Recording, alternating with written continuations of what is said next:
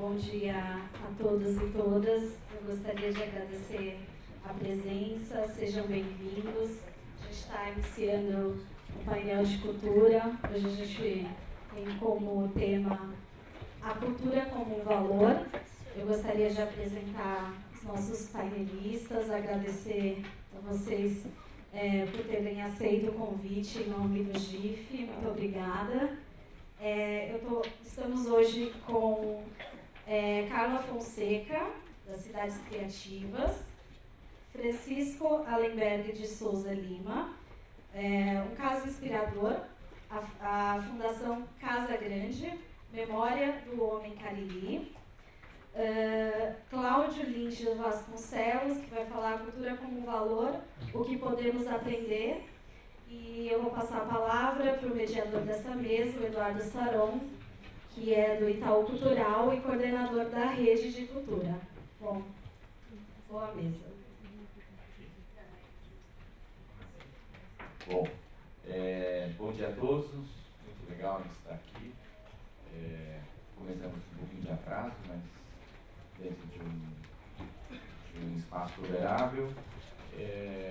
Estou aqui falando em nome do GT de Cultura, do GIF. O GIF de Cultura foi reorganizado há um ano, né? E a partir disso a gente começou a fazer uma série de encontros e certamente vamos fazer ainda mais encontros para que a gente possa, dentro da pauta do GIF, e adensar as questões relacionadas ao mundo da arte e da cultura, né?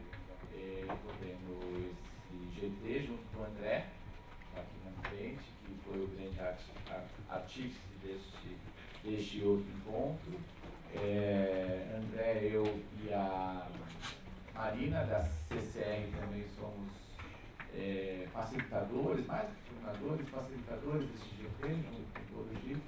É um prazer estar aqui com vocês todos, vejo muitos amigos, muitos colegas, gente de fora das igrejas culturais, gente de outras instituições, né? E a ideia hoje é nós falarmos de um tema que é muito relevante para nós. Na verdade, a gente pouco consegue se notar, pouco consegue fazer com que o mundo, além da arte e da cultura, entenda o real valor da cultura, né? Por si só, né, pelo fato em si de fazermos arte, de produzirmos arte, só por isso esse valor já é um valor inconteste, né? Se há alguma coisa que transforma o país, que desenvolve o país, que reforça, reafirma a democracia no nosso Brasil, é a arte, a cultura e a educação.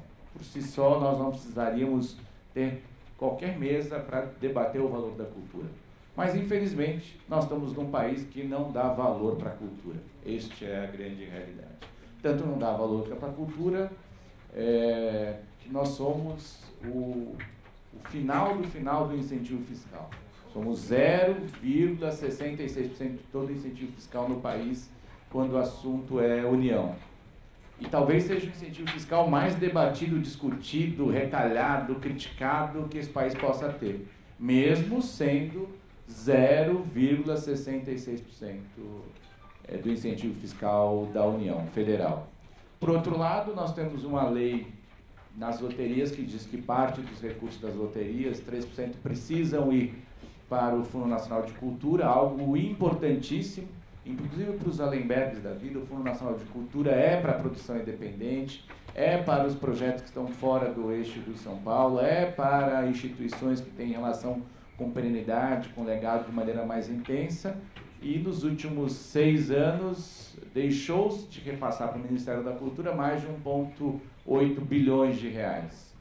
Para a União isso é peanuts, para a cultura isto é absolutamente determinante para dar certo ou não dar certo projetos que falam alto, além dos projetos naturalmente que estão mais facilmente, aspas, facilmente contemplados pelo mecenato.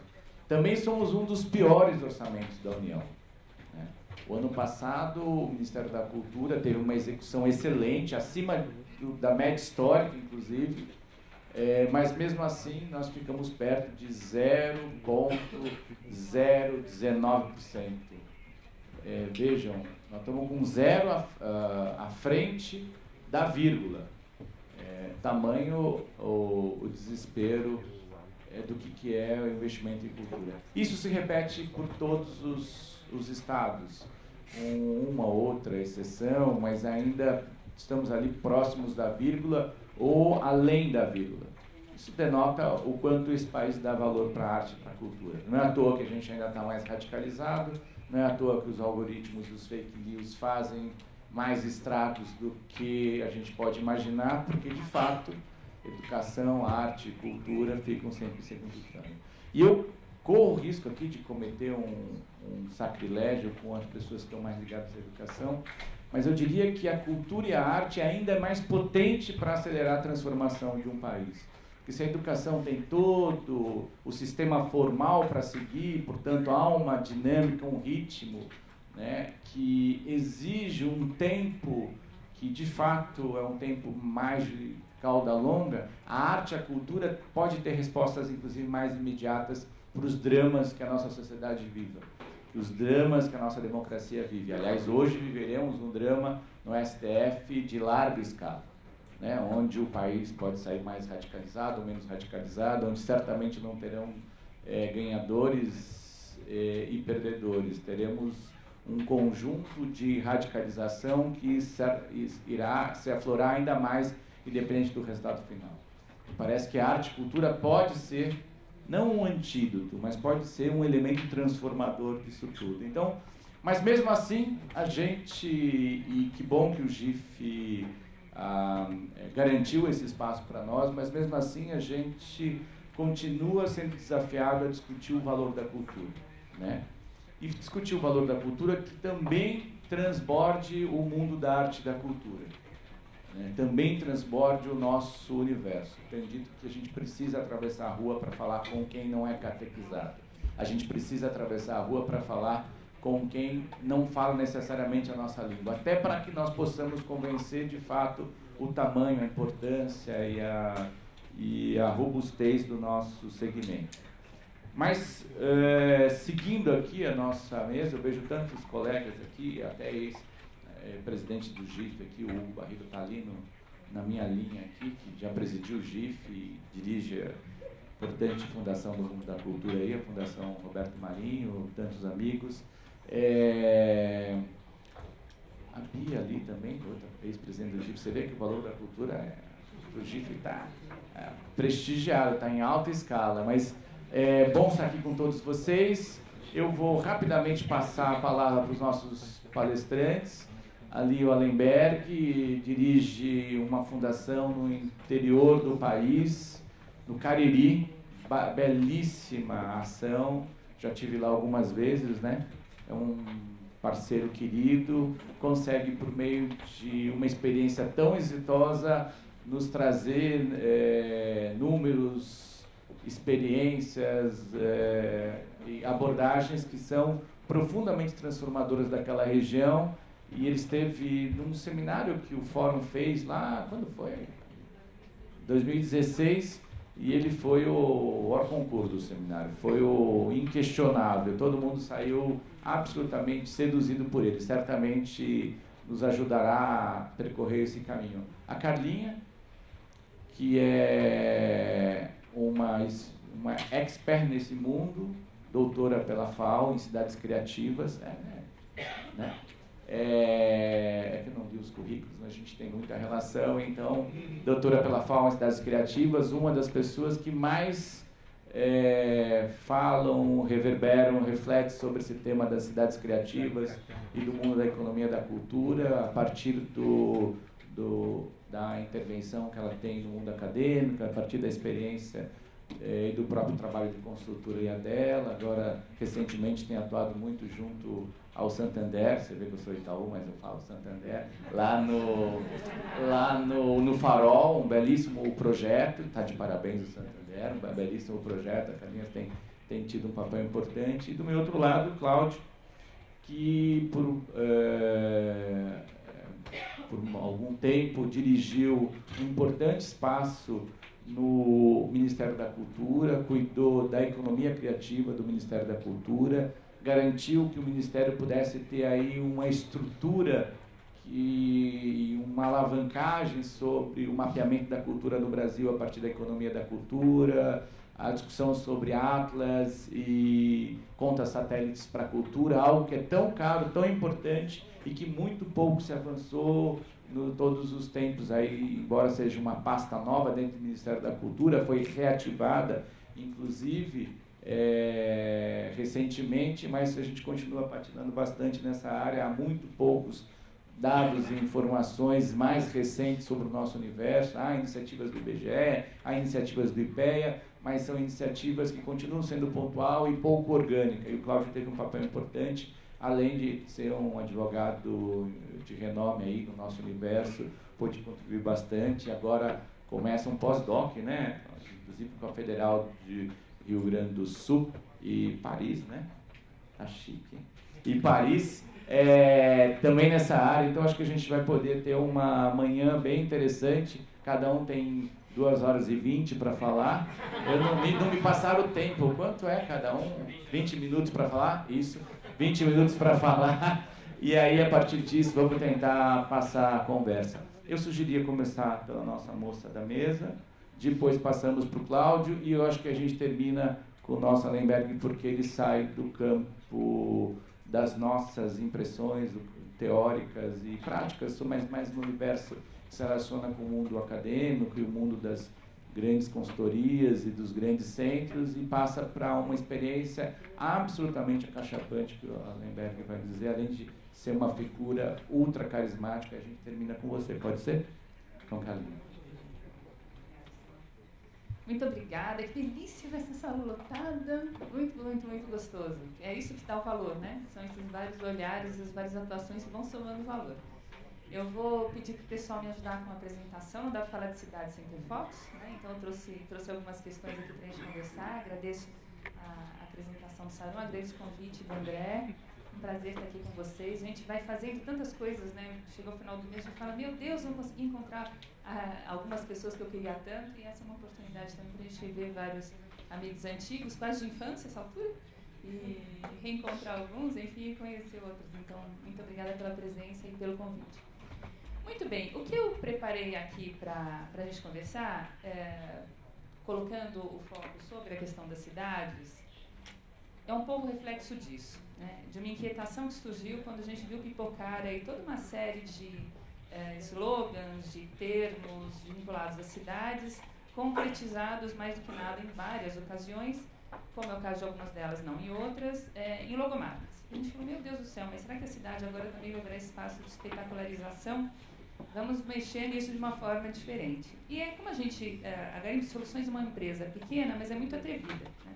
E a essa altura a gente já trabalhou com 30 países, trabalha muito com a ONU, enfim, tem uma atuação muito grande. Eu queria contar uma historinha para vocês. E essa historinha vem de uma inquietação, que justamente foi fruto dessa profusão de terminologias vinculadas à cidade, que nos levou a organizar o que era um estudo e acabou sendo um livro para download gratuito. Depois eu deixo para vocês o link, junto a 18 colegas de 13 países, propositadamente trabalhando com cidades de perfis muito distintos entre si, com olhares muito complementares, às vezes até discrepantes, e que têm de contextos como Israel, Colômbia, Noruega ou Taiwan.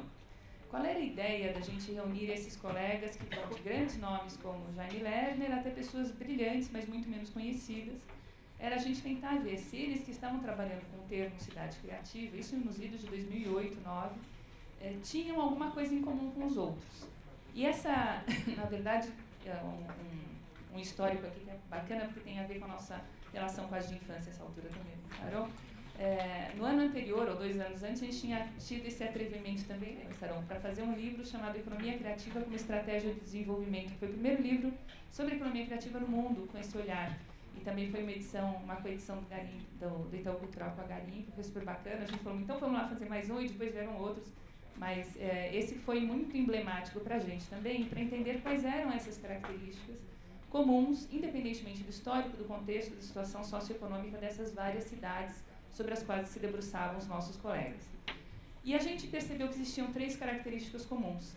Mas eu confesso que, à época, eu me senti muito incomodada em trabalhar com cidades, trazer esse conceito à prática, sem ter, de fato, um respaldo de pensamento que ajudasse a entender a complexidade das cidades.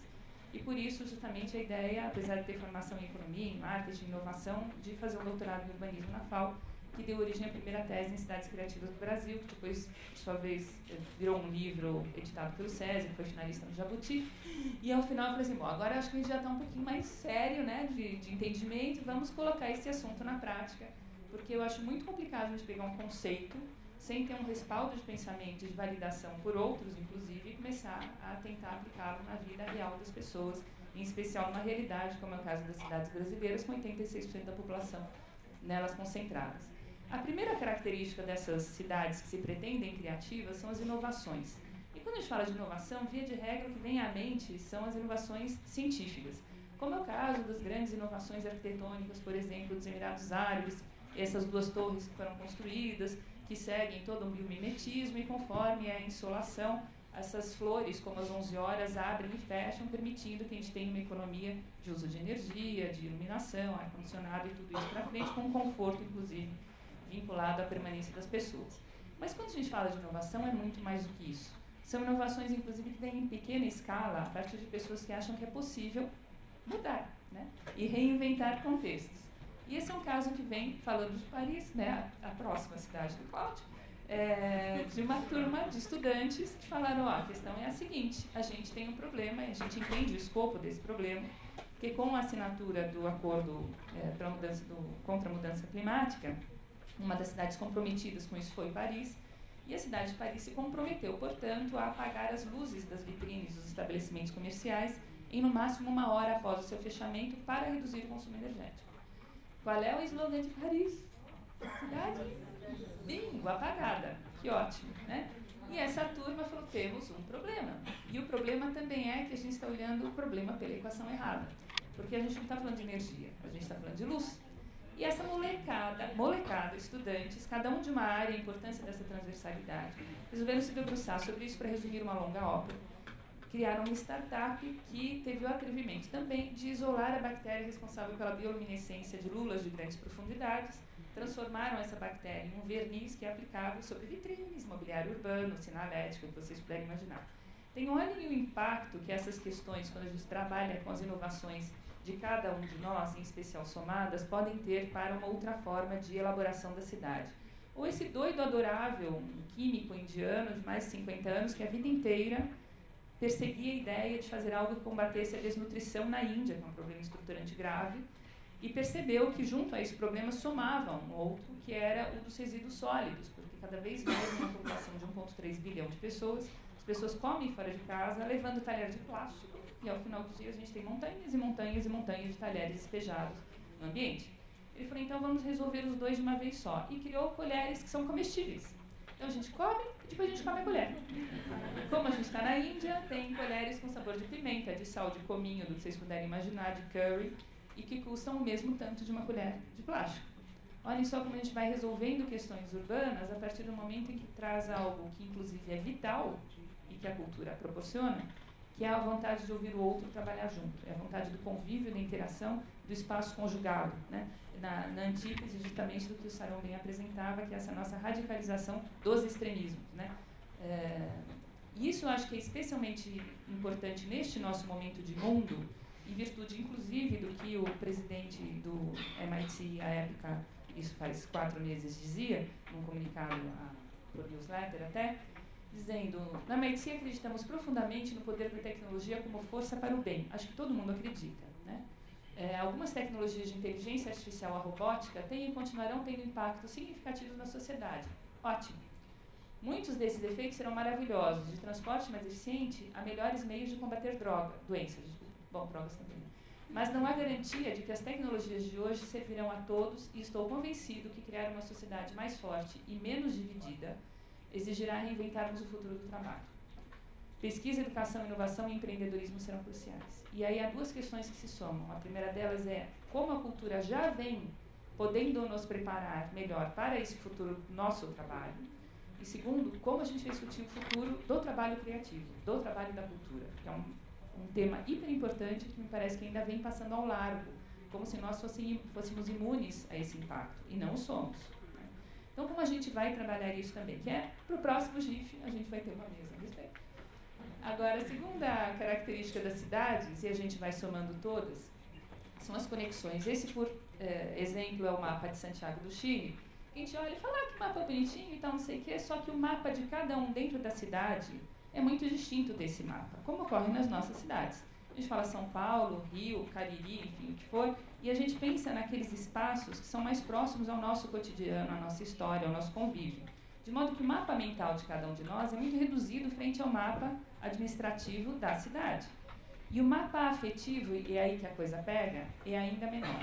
Porque eu até sei onde fica aquele tal daquele bairro, mas eu nunca fui lá, não me interessa aí, eu acho que deve ser um horror, eu sou as coisas ruins. E daí, de repente, quando casa alguma coisa de eu ir até lá, eu falo, nossa, não é que não é tão ruim assim? Né? Não é que o diabo de perto não é tão feio? Porque a gente começa a conviver com... A gente sai das ilhas nas quais as cidades se converteram, nesse nosso arquipélago urbano, onde as pessoas só falam a mesma língua e começam a ter contato com outras coisas. E o papel da cultura, a alavanca que a cultura proporciona para que nós sejamos motivados a visitar espaços da cidade, dos quais, às vezes, nascidos e criados, a gente nunca visitou. Vejam o Sesc Belenzinho, né? Quando o professor Danilo resolveu tirar ali a sede da Avenida Paulista, foi uma grida, inclusive na classe cultural, mas vai para o Sesc bem longinho, vai para a Zona Leste. Eu falo, mas Zona Leste quem, cara pálida? Né? Estamos ali a poucos quilômetros da Marco Zero, pode ser mais Zona Leste para você. Mas a gente precisa mudar esses eixos, essas centralidades. E muita gente, inclusive eu, pela primeira vez foi até o bairro do Belenzinho por conta das ofertas do Sesc Belenzinho. Né? E tantas outras que vão se somando a essas. A virada cultural no centro de São Paulo, umas oportunidades de estudantes, às vezes, das escolas mais caras estarem lado a lado, no mesmo lugar, ao mesmo tempo, com os estudantes de escola pública, e muito provavelmente os dois nunca tinham ido ao centro. Olha o poder da cultura para engendrar essas formas de conexão, inclusive no espaço urbano. E outras, gastronomia, as várias plataformas que fazem com que pessoas, às vezes, vão conhecer o vizinho, porque tem uma oferta gastronômica na casa dele, se anotam e aproveitam e falam, você não é o fulano com quem eu sempre cruzo no elevador? Então, pois é. Questões como o Ateliê Azul, aqui no Jardim Inês, que começou a colorir a pele das ruas com azulejos, a partir de um negócio social que foi propositadamente levado para lá com as portas abertas e que gera toda uma outra série de vínculos e de atrações de nós que não moramos lá para o próprio espaço. E conexões também entre as gerações, a conexão do espaço do outro, a conexão de entender qual é o momento do outro. Esse é um caso do qual eu gosto muito, falando de educação, que começou na Itália, mas ganhou o mundo, chamado Cidade das Crianças, Città dei Bambini. E o que eles fazem é sair com a molecadinha pelas ruas, e cada um com seu caderninho de multas. Quando a criança vê uma coisa errada, por exemplo, um carro parado na faixa de pedestres, ela foi atravessar e não pôde, ela tira o seu caderninho de multas e escreve. Olá, eu sou o Luizinho, tenho 5 anos, fui atravessar e não pude. Se fosse seu filho, eu morreria de vergonha. Assinado Luizinho, puf, e coloca a multa moral no vidro do carro. Não, ótimo, porque essa multa certamente é muito mais doída do que as 312 multas que o cidadão que faz isso deve ter aquinhoado ao longo de sua existência. De modo que a gente leva um choque de reconhecimento do espaço do outro. E isso a cultura também tem muito a proporcionar. Isso vem proporcionando, desde claro, que a gente esteja disposto a isso. Senão a gente continua o arquipélago no qual a gente está. Essas questões, né, de não tem Wi-Fi, converse com quem você veio, que bom, não tem Wi-Fi, faz de conta que está na década de 90. Né? Enfim. E uma questão que é mais profunda dentro disso, eu deixo só aqui a provocação, que vem, justamente faço referência ao livro da Sociedade do Cansaço, que fala que cada século tem a enfermidade que merece quase, né? Cada século é caracterizado por uma enfermidade. O século passado, as enfermidades virais, as vacinas e afins.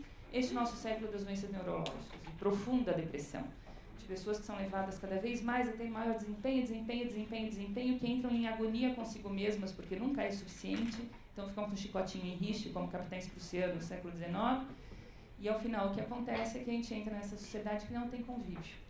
E a antítese, ou o diagnóstico feito justamente para combater isso, é o convívio social.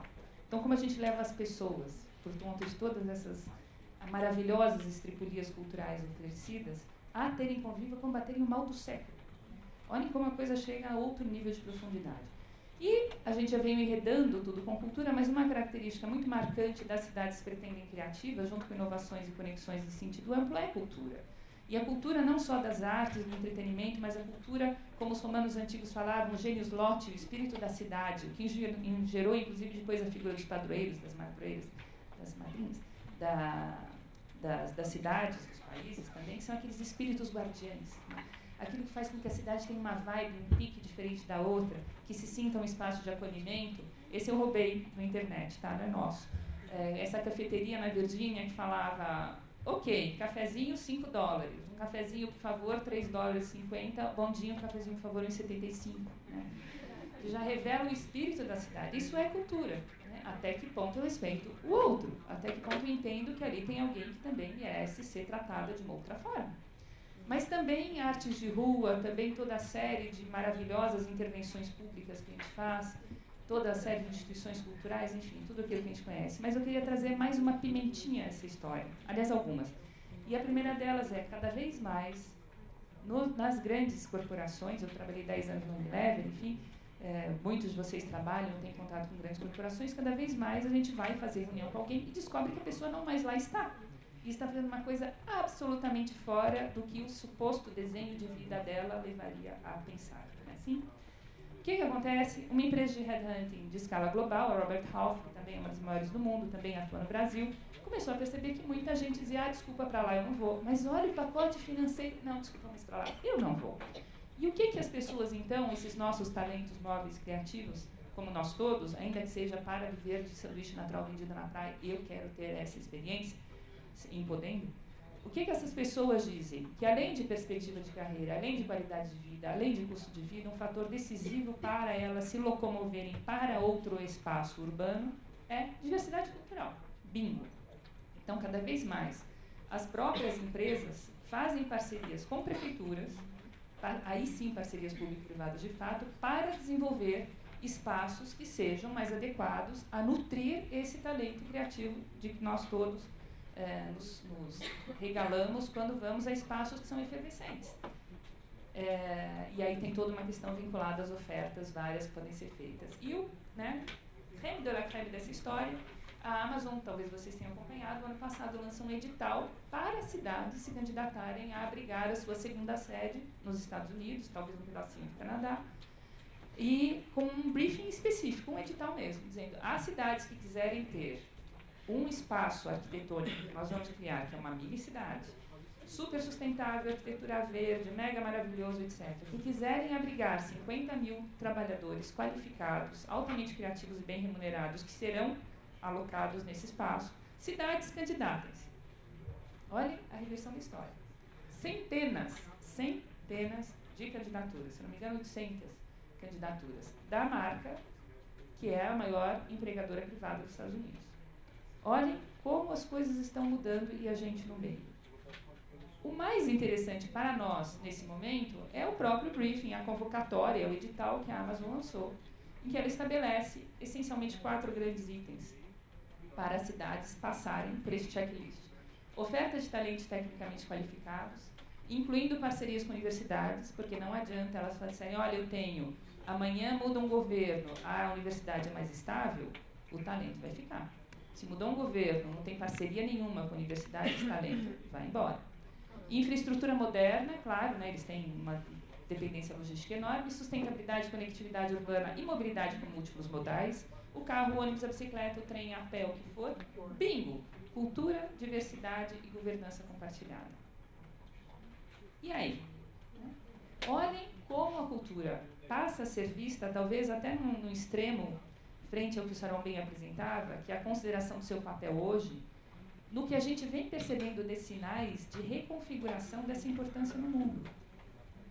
E para terminar essa história, eu só queria deixar mais uma provocaçãozinha, que dialoga com a história do MIT, que são as habilidades do futuro. E quando a gente fala das habilidades do futuro, na verdade são habilidades do presente que a gente tende a perder porque vai delegando às traquitanas digitais a capacidade de lidar com isso.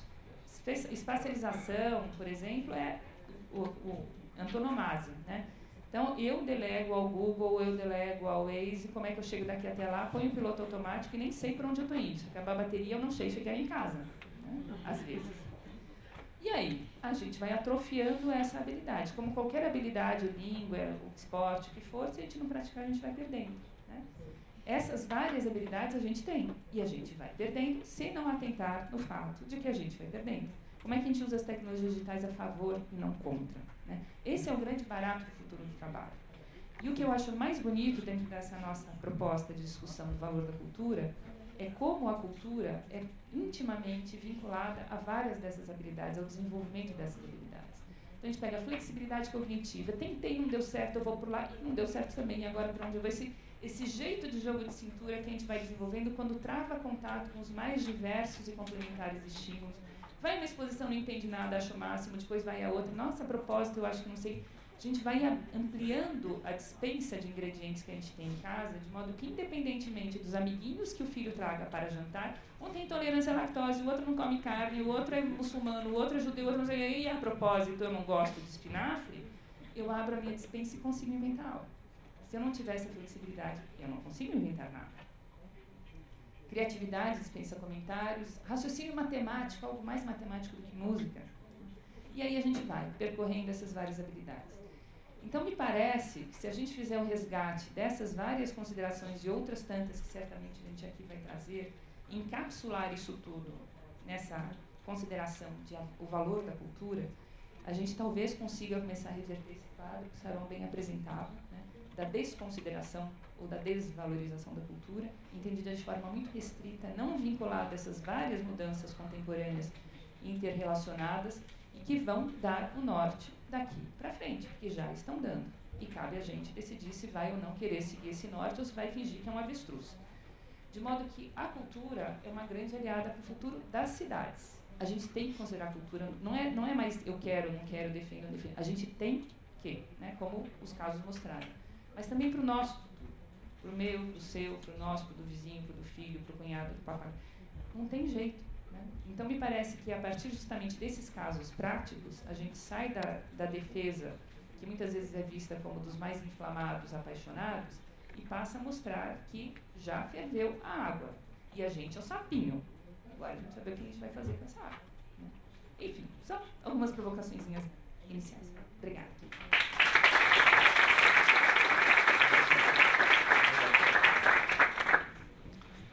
Muito obrigado, Saron, André, pelo convite, meus companheiros de mesa, Ana Carla, Francisco.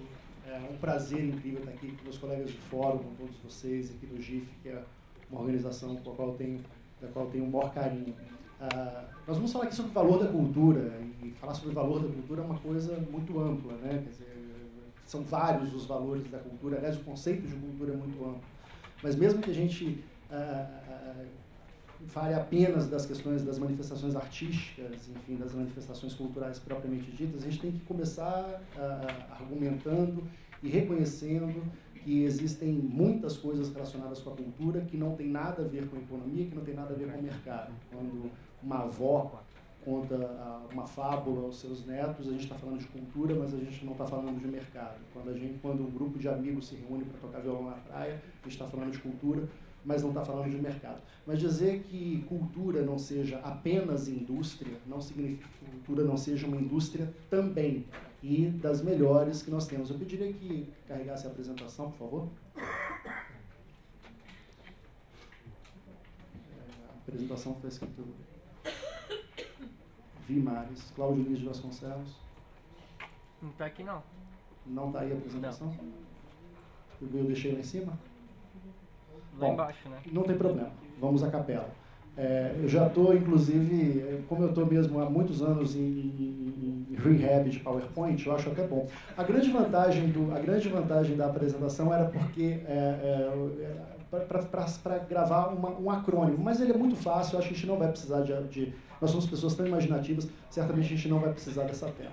Então, quando eu vinha falando, desde a época que eu estava lá no Ministério, sempre falando das vantagens, por que você acha que a cultura, ou que a economia da cultura é estratégica para o país, é um eixo de desenvolvimento estratégico para o país? Eu sempre tinha um monte de motivos e falava, e aí, numa entrevista ou numa palestra, eu trocava a ordem, eu falei, olha, eu preciso de criar uma forma de não esquecer essas vantagens, e eu lá numa palestra em Alagoas, eu cheguei lá no final da tarde em Maceió, a palestra era só no dia seguinte, então eu tive tempo de dar um pulinho ali na praia de Pajuçara, que é lindíssimo, por sinal, para, enfim, esfriar a cabeça e pensar na palestra do dia seguinte. Eu falei, eu preciso de um acrônimo, eu preciso de uma sigla, de um acrônimo que eu lembre facilmente e não precise de PowerPoint de jeito nenhum e possa falar isso para todo mundo. E tive ali, naquele momento do ensaio, eu falei, VIMARES, V-I-H Mares, V-I-H Mares.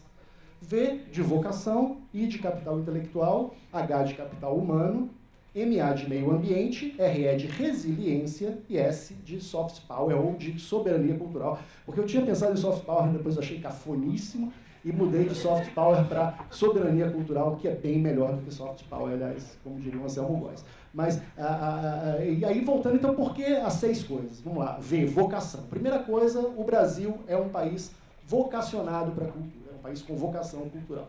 Porque é um país diverso, é um país aberto, é um país onde as pessoas andam muito ao ar livre, andam muito na rua, convivem muito em espaços sociais, é um país criativo, um país com senso de humor, inclusive nos piores momentos da sua história, sempre mantém o senso de humor, um campeão mundial de memes. Isso tudo mostra que a gente tem essa capacidade de rir da vida e de compreender a vida de uma forma mais complexa, porque ela é leve, mas é complexa, ao mesmo tempo mais profunda. Então nós somos um país com vocação cultural. Nós somos, na verdade, uma potência cultural.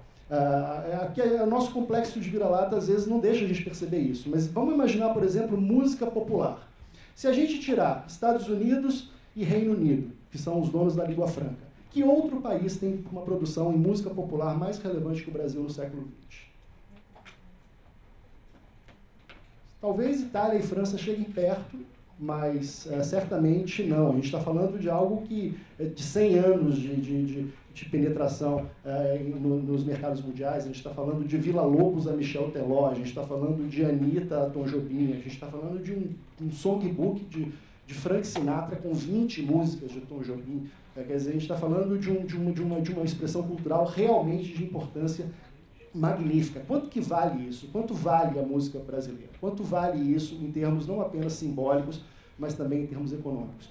A música é, sem dúvida, talvez a mais visível das manifestações culturais brasileiras no exterior, mas no audiovisual também. A gente está crescendo cada vez mais, já temos em alguns segmentos do audiovisual uma penetração muito importante. A nossa publicidade é reconhecida internacionalmente, a nossa dança é reconhecida internacionalmente, nossa literatura está sendo reavaliada e relida e reconhecida recentemente, tanto lá atrás, quando a gente fala em Machado de Assis sendo revisitado nos Estados Unidos recentemente, que, enfim, como muita gente viu na imprensa, mas também autores contemporâneos. Paulo Coelho, mesmo que muita gente não goste dele como autor, é um grande sucesso de vendas há muito tempo no mundo todo. Então, nós temos aí um manancial de cultura muito forte, portanto, nós somos vocacionados. Diz a teoria econômica clássica que a gente deve investir naquilo que a gente é bom. Nós somos bons em cultura. Então, o V de vocação é isso, por isso que eu acho que a primeira coisa que vale a pena investir na cultura é porque nós somos bons nisso. E de capital intelectual. São pouquíssimas as áreas intensivas em capital intelectual nas quais o Brasil é competitivo internacionalmente. Eu diria que é semente da Embrapa, avião da Embraer e cultura. O resto é commodity.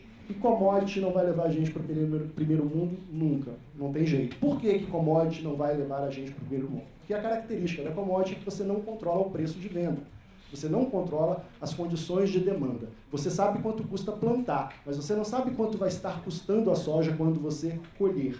Isso depende do tempo na China, isso depende da demanda na Europa, isso depende de uma questão natural, isso depende de tantos fatores que é um negócio extremamente arriscado, com baixo valor agregado e que não há diferenciação. Ninguém quer a soja do terroir de Goiás. Soja é soja, farelo de soja é farelo de soja. Né? Então, investir em commodities é importante, segurança alimentar é importante, não estou dizendo que o agronegócio não seja importante, o agronegócio é extremamente importante, como também na indústria de base, as outras commodities de base, como os minerais, ferro, aço, etc. Tudo isso é muito importante. Mas se nós só investirmos em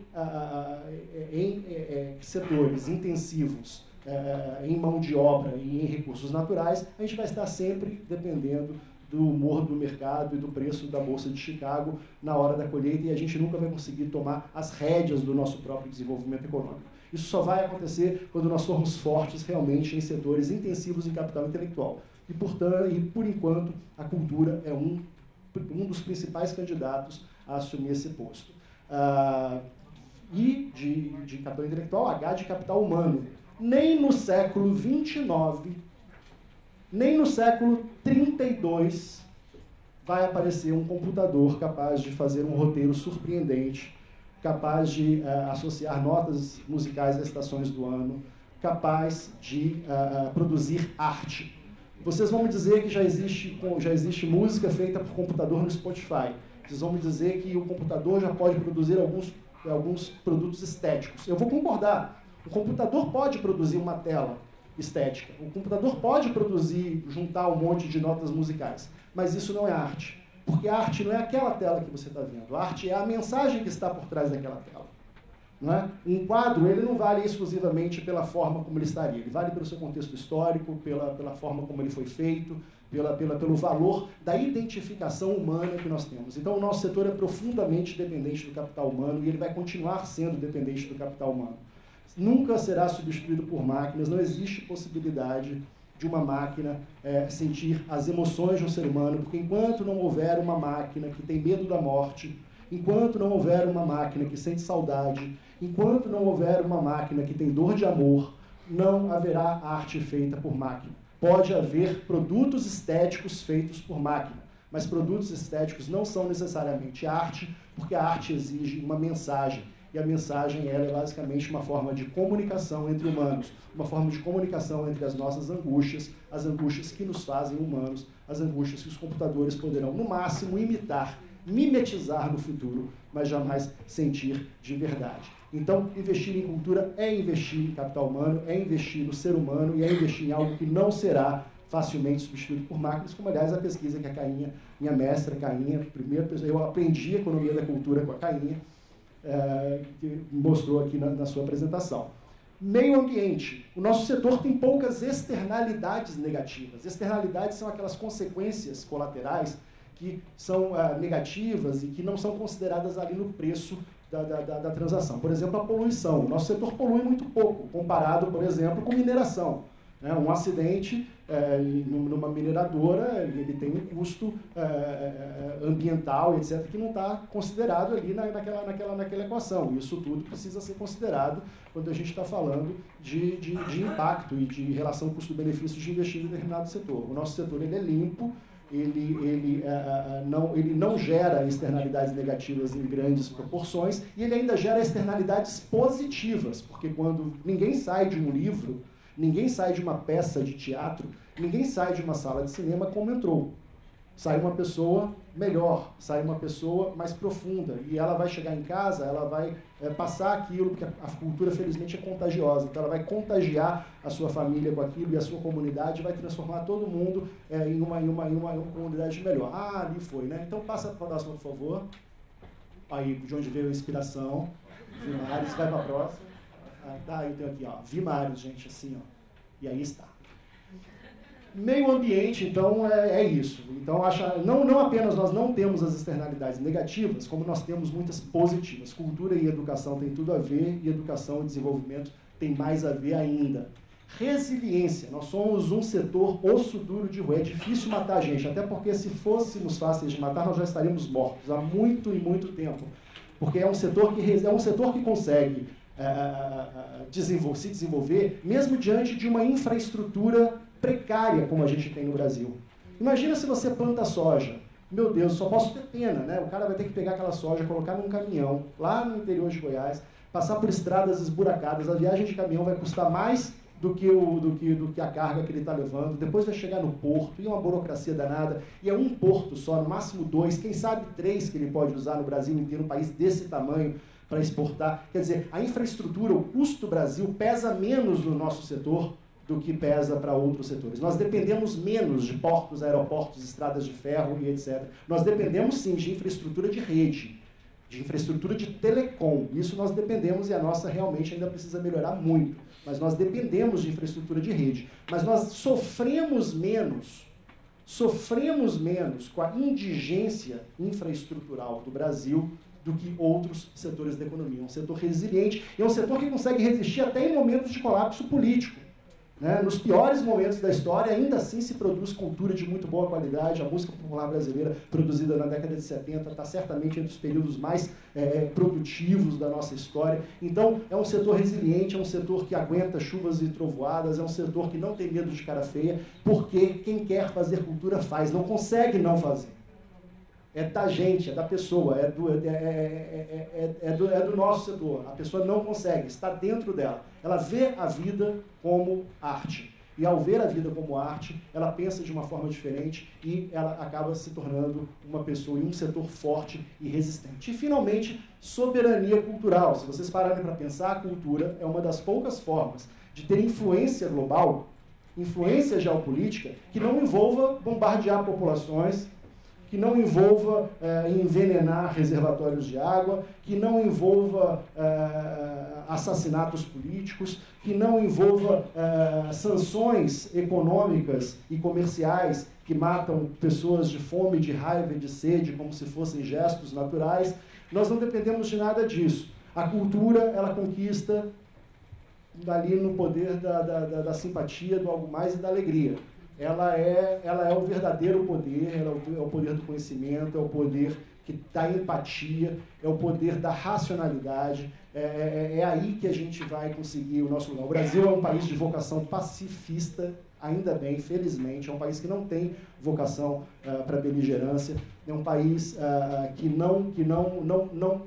não se coloca de forma expansionista no mundo, que não se coloca de forma autoritária no mundo. Então, e por outro lado, é um país reconhecido por sua alegria, reconhecido por suas qualidades ligadas à área da criatividade e da cultura. Então, acho que esses aí são os 6 grandes, se alguém souber outros, vamos colocar esse acrônimo pode crescer. Vamos só fazer de um jeito que faça sentido a palavra final. Mas, enfim, acho que esses são 6 pontos que a gente podia colocar como grandes condutores, como grandes razões e algumas das razões pelas quais eu acredito que a economia da cultura é um eixo de desenvolvimento prioritário para o país, não apenas para o país, mas para outros países em desenvolvimento. Boa parte do que eu disse aí serve para outros países da América Latina, serve para países africanos. Para a gente ser uma potência tecnológica, vai demorar mais uns 100 anos se a gente começar a investir em matemática de base agora para todo mundo. Mas uma potência cultural a gente já foi ontem, a gente é hoje e a gente deve continuar sendo amanhã. Obrigado.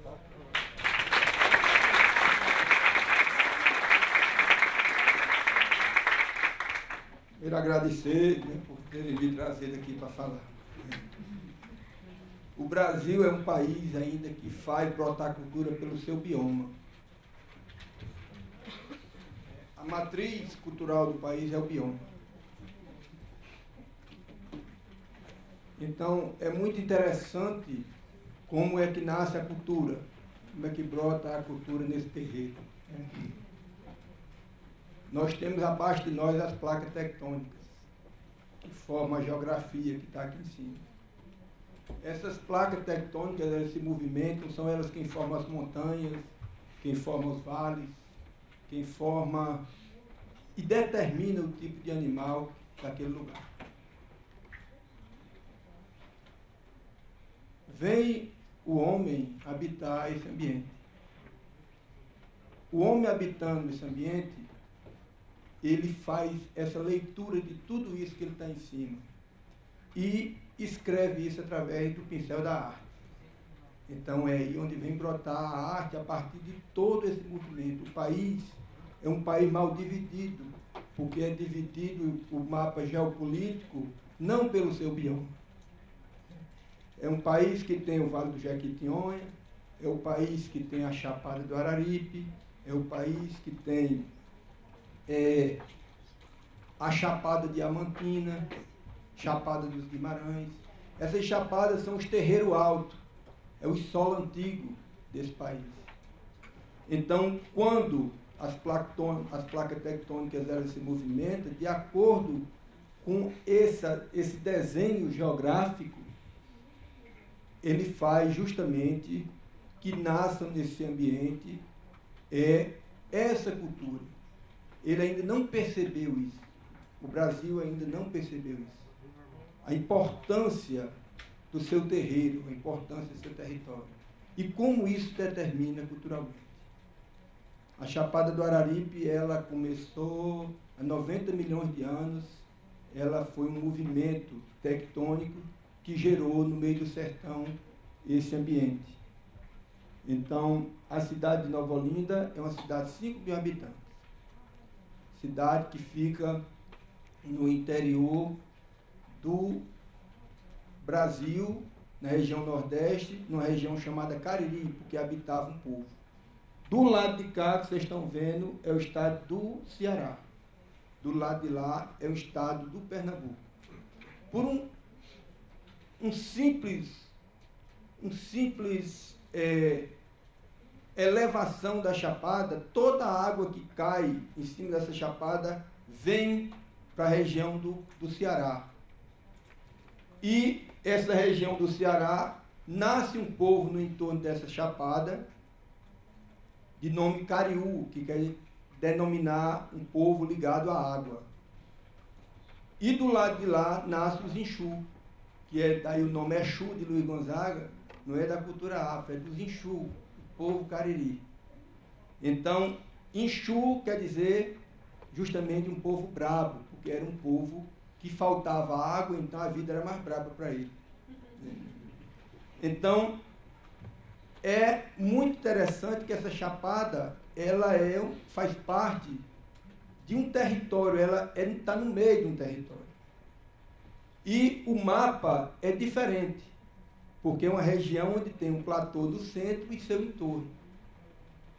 Né?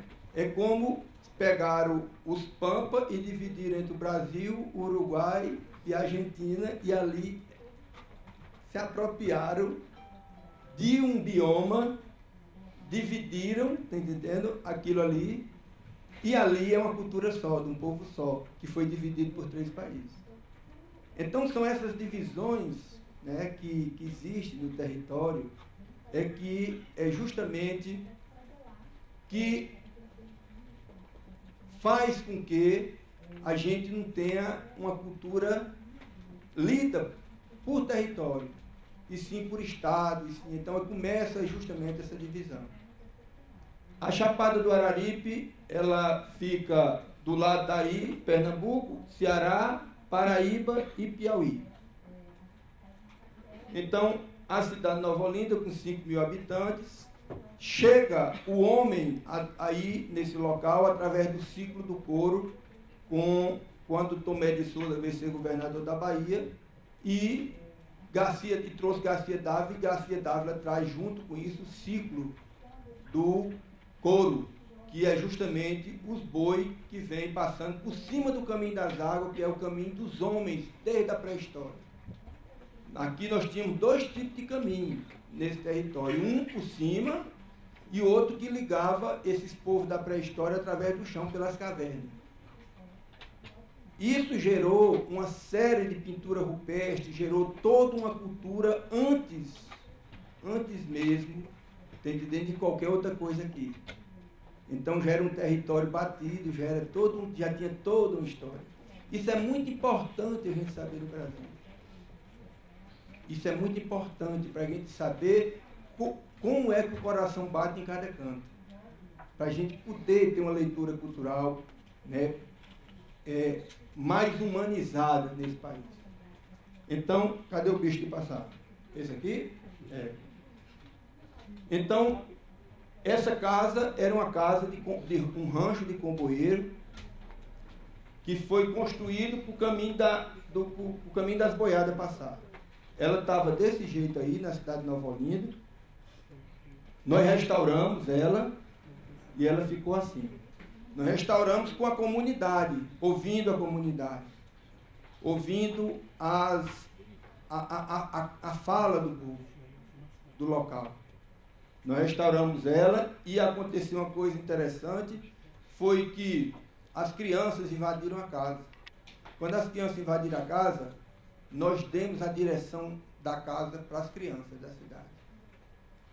Então nasce aí a Fundação Casa Grande, porque era da Casa Grande do local, Memorial do Homem Cariri. E dentro dessa casa, que foi a casa colonial, que serviu para colonizar o território, nós resolvemos contar a história para trás desse terreiro. Por isso que é Memorial do Homem Cariri, a memória do povo do lugar. Então, da colônia para trás. Então, nós fomos com esses meninos andar nos sítios arqueológicos, nos sítios mitológicos e saber que povo somos nós. Para daí a gente começar a dialogar com toda essa parafernália de tecnologia que tem aí. E descobrir tecnologias do passado de tribos que tinham pedras de sino que se comunicavam através do som, enquanto outras não. E começamos a descobrir que a pedra polida e a pedra lascada conviveram na mesma época, e não como se ensina. Que a pedra polida é a evolução da pedra lascada.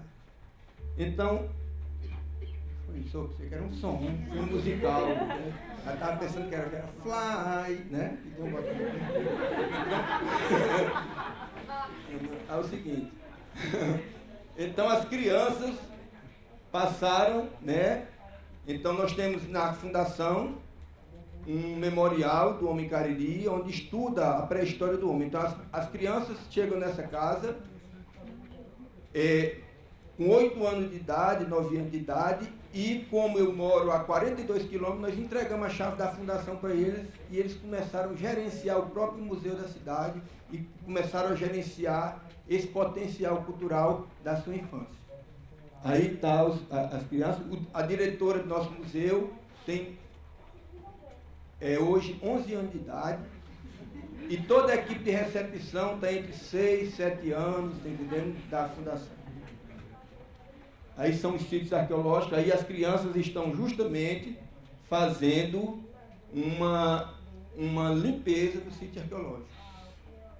Que é já justamente estudando, tá entendendo, essa cultura que estava aqui.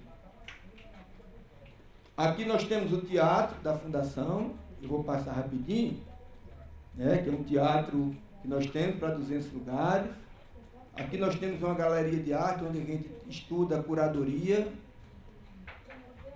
Aqui uma gibiteca, que é uma biblioteca de literatura em quadrinhos, justamente para eles saberem que entre o cinema e a literatura tem um storyboard, que é justamente quadrinhos, que é responsável por essa movimentação.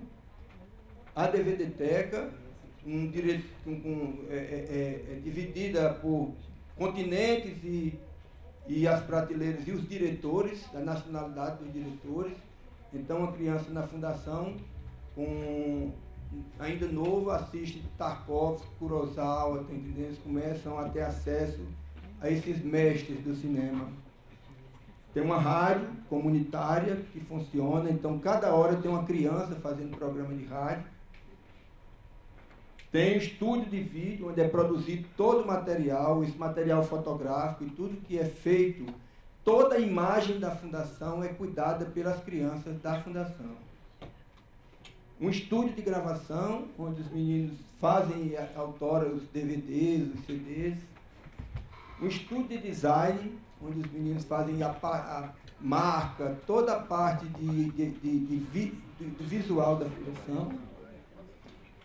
E o custo de atendimento é esse, em 2017. Nós atendemos a um custo anual de R$ 53.971,44 e o atendimento anual, né, foi de R$ 68.563. Se você vê, 78 centavos por pessoa atendida a fundação. Eu estou trazendo esse dado, então, nós criamos agora os museus orgânicos na fundação, que é musealizar a casa dos próprios mestres. Então, ao invés de você, que o Brasil tem mania de densidade de cimento, eu nunca vi um negócio desse. O povo quer cimentar o país, entendendo? E aí está quebrada por conta disso, né? Ao invés de buscar, tá entendendo, na sua simplicidade, dialogar com a cultura local. Porque a primeira coisa que nós vimos lá na fundação é que nós tínhamos que fazer um museu que a pessoa da cidade não sentisse vergonha de entrar, nem se sentisse intimidado. E nem fazer museu cheio de interatividade, que é o museu interativo do eu sozinho. Você entra e não conversa com ninguém, entendeu? No Brasil, então, essa mania do povo criar museu que o cabo aperta um piloto, o cabo diz que o que é dobra à esquerda, entra à direita, né? Então, né? É igual o seu Lunga, é um cabo que tem lá no Cariri, que é conhecido como ignorante, que ele entrou numa rua, o guarda disse, você não viu que ali naquela placa está dizendo que é contramão, não? Ele disse, se eu fosse obedecer tudo quanto é placa, beba Sonrisal, tome Coca-Cola, eu já estava empanzinado. Então,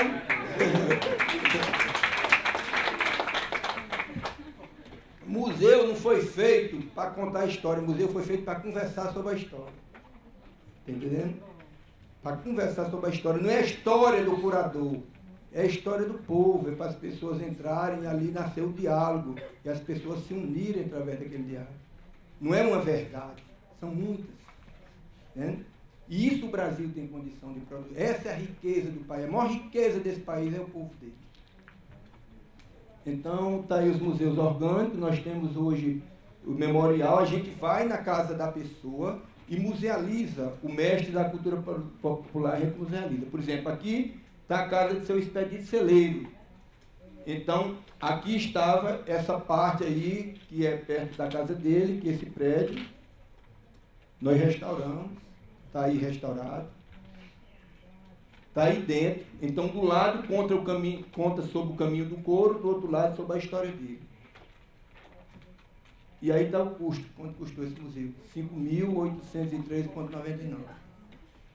Então, bilhete aéreo, que a gente trouxe pessoas, né, para conversar sobre o museu, pessoas que... fotografia, banner, vídeo dos expositores, pintura e tudo. Então, veja só, hoje Nova Olinda tem um museu da pré-história e tem um museu do ciclo do couro. Né? E uma coisa, você chega lá, aí onde entra a interatividade, é que você vai conversar com o mestre. Cada pessoa que sai com um pedaço da história que eu não tenho, que não está escrito em canto nenhum. Então, é por isso que é aquela coisa, conversa entre vocês, entendeu? Então, a gente, por exemplo, nós temos um museu de Mestre Antônio Luiz, que a gente está fazendo agora, o valor R$ 10.000. Nós descobrimos, quando nós fomos fazer o museu, que o mestre do reisado, existem dois tipos de reis, o reis de Congo e o reis de couro. O rei de couro, ele tem uma máscara de madeira. A diferença está ligada ao ciclo natalino, é a chegada dos reis magos para visitar Jesus e a saída do rei mago. Quando eles chegaram em forma de rei. Quando eles saíram disfarçados para não saber onde Jesus estava, então eles se desmascararam e a máscara significa justamente isso, né? O disfarce. Então, nós estamos terminando agora o do Mestre Antônio Luiz, lá no Museu do Mestre Antônio Luiz, nós descobrimos que Rosa, a mulher dele, faz um feijão, que não tem mulher que faça um feijão daquele. E aí, Rosa, quando você hoje vai na casa do Mestre Antônio Luiz, você conversa com o Mestre Antônio Luiz, da hora do almoço, você almoça na casa dele, o grupo de tradição, as pessoas, os personagens do reisado, estão fazendo já as estatuetazinhas de madeira, do próprio, você sai de lá com isso aí, né? Então, os filhos dele passam a explicar, são os recepcionistas do museu, então eles envolvem toda a família, valorizando uma coisa muito importante, que esses museus orgânicos, a base deles se chama a arquitetura do afeto. Né? A importância daquele território e aquela casa no meio daquele sertão.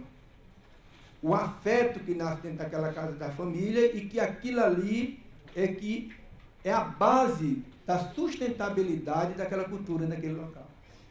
Né? Então, aqui é a casa em Nova Olinda onde foi emancipado o município. Houve a reunião da emancipação e a pessoa que fez. Então, nós fizemos na cor original, quando ele construiu. Foi musealizado toda a história dele. E aqui está o valor. 9.824,60. Então, você traz outra coisa. A senhora que tomava de conta que a filha dele vivia doente no hospital.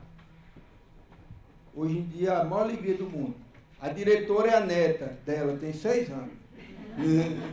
E ela fica na porta distribuindo feijão e recebendo as pessoas. Então, você traz as pessoas para a história do lugar. Está entendendo? é um museu em cada canto. Não é um museu com toda é assim, uma história em cada canto. Não assim, uma coisa que reúna toda a história. E você faz uma coisa que é uma coisa muito importante, que é a inclusão das pessoas. Você pode ver que a cultura no Brasil, ela é excludente, porque é uma pessoa, tá entendendo? Não é o povo que traz de lá para cá, é nós que levamos de lá para cá, tá entendendo? Daqui para lá. Então é muito importante quando a história está no povo.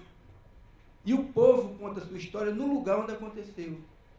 E a gente tem, não é só uma sala, um lugar, que é o museu, que foi inaugurado naquele dia com uma festa com o prefeito, com a banda municipal, e o deputado que arrumou o dinheiro, e aí está essa merda que está aí.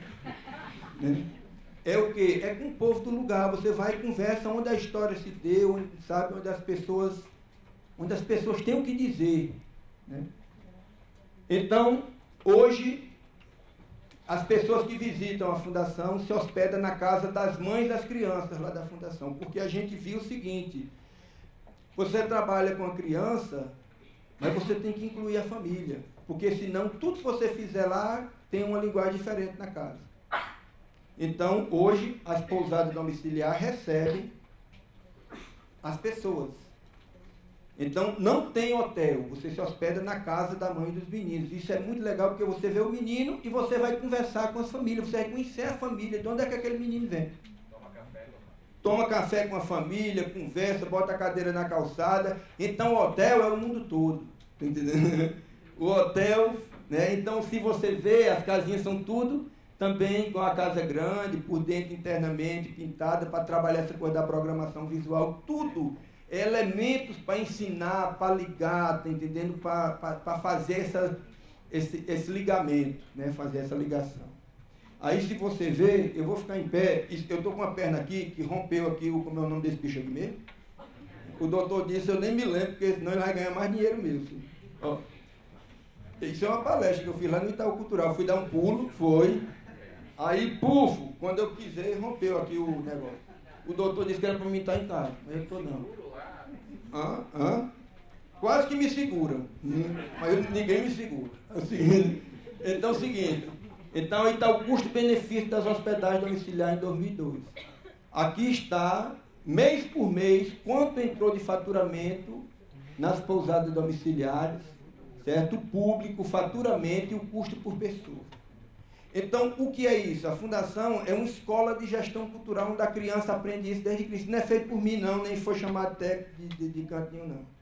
Isso é a matéria-prima com que as crianças aprendem cultura, né? Aprendem cultura numerando. Porque é uma coisa, veja só, numa casa, a gente está falando de cultura, tá? Mas é o seguinte, numa casa tem, no Brasil, tem um pedreiro, tem um açougueiro, tem uma professora, tem um lavador de carro e tem uma pessoa que trabalha com cultura. O único que a mãe sustenta é o que trabalha com cultura. Entendeu? Os outros tudinho tem mercado. Os outros tudinho tem mercado. Se eu vender carne, tem quem come. Se eu lavar carro, tem quem lave. Mas cultura, quem é que tem desse Brasilzão de dentro? Né? Porque a gente está falando muito de Brasil. Que Brasil? Eu tinha um irmão, meu pai comprava um queijo, aí botava na geladeira e ele comia o queijo todinho. Aí meu pai um dia disse, olha, se você comer esse queijo, você vai levar uma pizza. Aí passou um mês o queijo, ninguém mexeu no queijo. Aí meu pai disse, hoje eu gostava de um Romeu e Julieta, aquele que é o doce de goiaba, né? Quando ele meteu a faca, estava todo ocado por baixo. Meu irmão tinha comido tudinho e só estava a tampa do queijo. Pois aí é o Brasil, se a gente estiver falando culturalmente, vai ser igual aquele queijo. Entendeu? Porque esse miolo é onde emana a força desse país. É onde dá a força desse país, é desse miolo. Então nós não podemos fazer cultura só pensando na casca. Nós temos que realimentar, porque o que é que acontece? O que a gente está vendo hoje é pessoas voltando, tá entendendo? Para esse miolo, com costume que não tinha nesse miolo. Entendeu? Então, a criminalidade, um bocado de coisa. Então, aqui o que é que acontece? As pessoas se hospedam aqui, Sarão já teve lá, já Sarão se hospedou, né, na casa. Então você leva o dinheiro para quem faz cultura. O menino, ele está lá aprendendo. Mas a mãe, sim, você trabalha essa parte, os pais, essa parte financeira. Porque uma coisa que a gente viu, a criança é tirada para trabalhar, ao invés disso, não. Ele vai, passa um período na escola e outro num espaço cultural, falando sobre sua história. E o hóspede que vem para a casa dele. Aí então é onde entra o dinheiro. E é onde a mãe e a família financia a cultura no lugar. Então é a cultura financiada por um mercado cultural, né? Que a gente chama de preço justo, tá entendendo? E aí, mais uma vez, a arquitetura do afeto, porque você vai conviver na casa da pessoa, não é num hotel que quando você pagar a conta, se morrer lá na porta, ninguém vai nem buscar. Aí se você tiver uma dor de barriga, tem um chá de boldo, nem está no ponto. Então aí está a taxa de ocupação. Aqui está a rede de hospedagem domiciliar, um gráfico de crescimento de unidades habitacionais. Nós tivemos um crescimento em unidade amiga, que são pessoas que têm outras unidades e que estão se associando à rede. Então, um total hoje de 87 leitos e 15 famílias. Então, todo evento da Fundação é hospedado pela própria rede hoteleira das mães. E uma coisa, pessoal, que é muito interessante, nós diminuímos com isso, né, nós erradicamos a violência domiciliar. Por quê? Porque começa a hospedar pessoas e aquele pai que chegava bêbado para de beber, entendendo? Para de bater na mãe, entendendo? Vê uma pessoa elogiando aquele almoço que ela faz, aí diz, mas rapaz, quanto tempo que eu não elogiar minha mulher, né? Então, o bem maior, porque é o seguinte, o dinheiro da cultura não é de riqueza, é de nobreza. Então, o dinheiro da cultura, ele tem que trazer nobreza, né? E não trazer riqueza. Quando se coloca nessa escala de riqueza, aí então você vai para a lei 866. Entendeu? Então, está aí, gráfico de origem dos turistas, hoje da Fundação, você vê que essa lâmina aqui dá um total, a maior nessa lâmina aqui foi do Sudeste, né, que visita a Fundação. Eu vou passando rápido. Aqui está os negócios da cultura. Então, o nosso jovem, quando ele cresce, ele monta sua microempresa social. Então, ele monta e aí passa, nós temos eventos, produtora de evento, audiovisual, moda, hotelaria, gastronomia e turismo. Então, você vai para Nova Olinda, você entra em contato com a agência de turismo comunitário, tem um jovem formado lá na Fundação, ele compra seu bilhete, ele vai lhe buscar no aeroporto, ele coloca na pousada e tem um roteiro turístico para você, para conhecer um Brasil que não é vendido, que é o Brasil do povo dele, né? Então, nós temos a rede de restaurantes também, nossos jovens, todos os nossos restaurantes têm um conteúdo cultural. Esse aqui fala sobre o Nova Olinda Café Cultural. Ele é a história urbana do município. Nós não temos lá nada que não esteja conteúdo dentro. Às vezes você chega aqui, você entra num restaurante, você não sabe que cidade vai ter a memória dessa cidade. Então, cada canto tem um lugar de cultura, de estudo.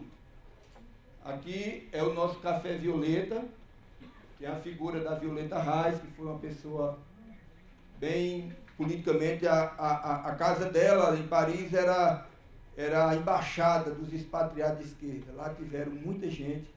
Foi ela quem conseguiu tirar daqui Caetano, Gil e essa turma todinha. Aqui está o Café Violeta. Aqui está a circulação de renda dos equipamentos turísticos 2017. Está o gráfico. Olha só quanto rendeu só de alimentação nesse ano de 2017. 141.216 circulou na mão desses jovens. Só em alimentação. Arranjos produtivos, 87%, foi 25%. Hospedagem, olha só, 67%, ou 69.067. A lojinha da Fundação, que tem a empresa de moda lá. Transporte, operadora turística. Houve um faturamento em 2017 de R$ 3.444,362,70 de dinheiro da cultura no local. Circulando na mão das mães, na mão dos jovens, na mão de quem produz cultura. Porque muitas vezes você vai atrás de um hotel para financiar, você faz um evento, vai atrás, o cara não dá nenhum desconto para a hospedagem. Então, tchau, hotel. Ah, entendendo? Aqui o hotel é nós. Né? Então é o seguinte, gráfico de circulação de renda nas empresas sociais. Está aí o gráfico. Isso aí eles fazem como que fosse brinquedo. Eles vão passando por cada forma de fazer a apresentação. Isso eles fazem para mim, quando eu viajo. Pronto, aqui é uma coisa, aqui nós fomos premiados no Itaú Cultural, que é aquele prêmio Rumos, né? Então, vamos fazer desse dinheiro uma escola. Vamos fazer uma escola de economia cultural. Nós pegamos o quê? 100 mil? Foi. Né? Beleza, é o que nós precisamos. Nós fizemos um evento internacional. Esse aqui tem vários Grammy americanos, ele é professor da escola de Boston, lá, a Berkeley. E ali está um violonista argentino. Então a gente faz um evento, tá entendendo? Que envolve, a Casa Grande hoje tem uma rede de amigos do mundo inteiro. E a gente convida essas pessoas para estarem se encontrando e tal. Então veja aí, ó, o que nós gastamos. 74.474 foi de bilhete aéreo. Esse dinheiro, ele não ficou, porque lá não tem nenhum proprietário da TAM, nem da Gol, entendeu? Mas onde é que entra esse dinheiro? Entra na agência que compra. Vai pagando para o jovem. Certo? Então, de hospedagem, ficou, esse dinheiro ficou, 9.660, circulou nas pousadas das mães. Prolabore, 6.900, que a gente deu R$300 para cada pessoa que fosse palestrar. Ele deixou esse dinheiro lá mesmo em Nova Olinda. Lá em Seu Expedito, lá na coisa, então o dinheiro ficou lá. Por que é que a gente deu esse dinheiro? Porque muitas vezes o cara tem que pegar um táxi aqui para como é que se diz? O avião. Translado, 3.560. Isso aqui foi só os translados dos transportes de van que pegou as pessoas no aeroporto. Ficou lá, porque os transportes são de lá. Produção, foi a garotada, a produtora. Hoje em dia, como a gente tem esse boom de empresas feitas por ele, a gente pega o dinheiro e não é mais a fundação que produz, a gente distribui para as empresas e eles produzem. Está entendendo? Não é a fundação, a equipe da fundação. Então, produção 3.406, material de divulgação 2.000, 100 mil. Capital circulante na comunidade, tirou aqueles 74 e tudo, que circulou, que nós injetamos de dinheiro na comunidade com esse Itaú Cultural, que circulou no município, foi 25 mil e tanto. Está aí. O que é que custa? Hoje nós temos uma planilha para o Itaú Cultural, que dos 100 mil que eles nos deram, houve um atendimento, 5.580 pessoas tiveram acesso ao produto que ele colocou, cultural, a oportunidade que ele nos deu de colocar um produto, e se fosse cobrar o ingresso, dava R$17,90. Então, muito obrigado, Itaú, pelo dinheiro. Se você quiser fazer outro evento, eu já sei quanto é que custa o bilhete.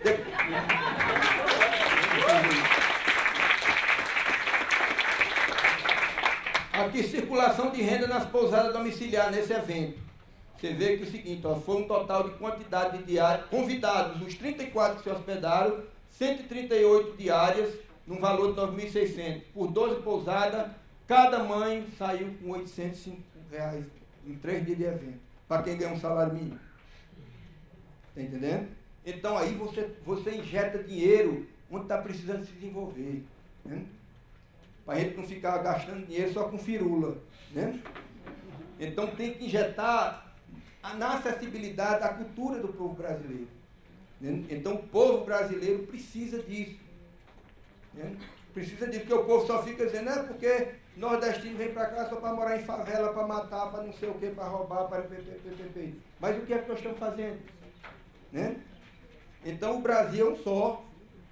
Então aqui está outra coisa, circulação na renda das empresas sociais. Olha o que circulou. Lojinha da Casa Grande, nesse evento. Vendeu 1.100 e tato, o restaurante da Casa Grande, o Café Nova Olinda, a loja Seu Expedito vendeu 21.992 nesse evento. Você viu que foi maior, quando gerou de recurso aqui, 32 mil foi maior do que o que circulou. Então, ou seja, nós pegamos 25 mil do Itaú, que circulou na cidade, com mais 32 mil que gerou de recursos. Então, praticamente, nós injetamos mais dinheiro do que o Itaú, tá entendendo? Da comunidade.